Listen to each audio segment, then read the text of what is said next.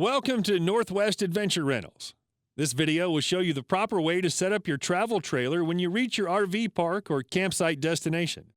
Before parking your trailer in a campsite, it's very important that the site you select is reasonably level to begin with. It doesn't have to be perfect, but any more than 4 to 5 inches of elevation difference from one side of the trailer to the other can make it unsafe to try and set up the trailer. So plan ahead and ensure that your destination is one that will provide a safe, reasonably level place for you to set up the trailer.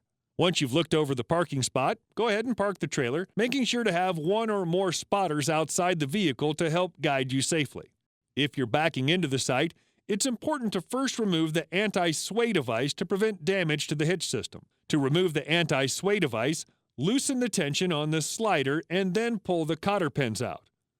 With this removed, back the trailer into place and then inspect the parking job to make sure this is where you want the trailer. Now this next part's important. You'll notice that your trailer has 4 stabilizer jacks, one on each corner. Many people think these are used to level the trailer. That's incorrect. These are only meant to stabilize the trailer against rocking while you're walking around inside. So here's how you level your travel trailer. First, look at the trailer, or even go inside, to see if it's level from side to side.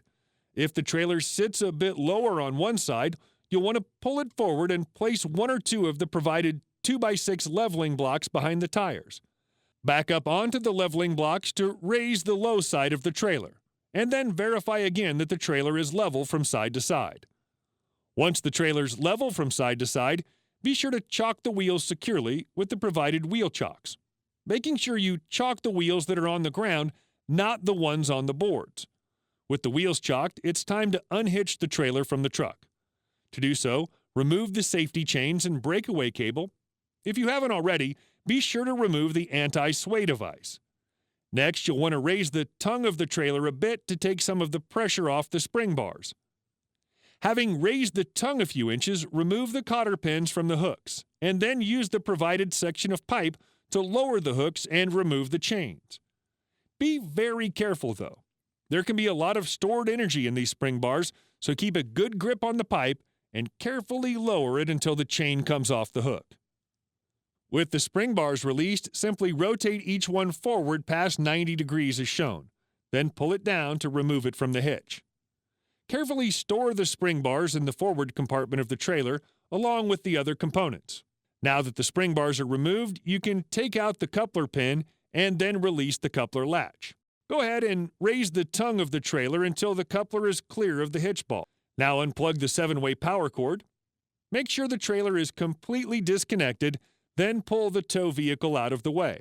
Now that the trailer is unhitched, raise or lower the tongue of the trailer as necessary to make it level front to back.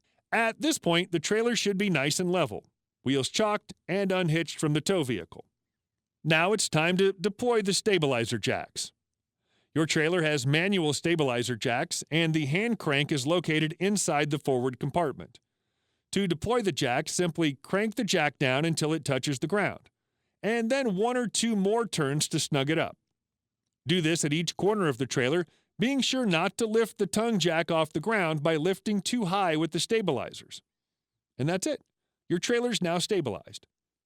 Now that the trailer is stabilized, you may deploy the slide out and connect the water, sewer, and power as required. These connections are all covered in separate videos. Just remember, the stabilizer jacks are not meant to lift the trailer or to make it level. Doing so may cause damage to the trailer. Instead, use the provided boards to get it level side to side, and the tongue jack to get it level front to back. Only when it's level do you want to deploy the stabilizers.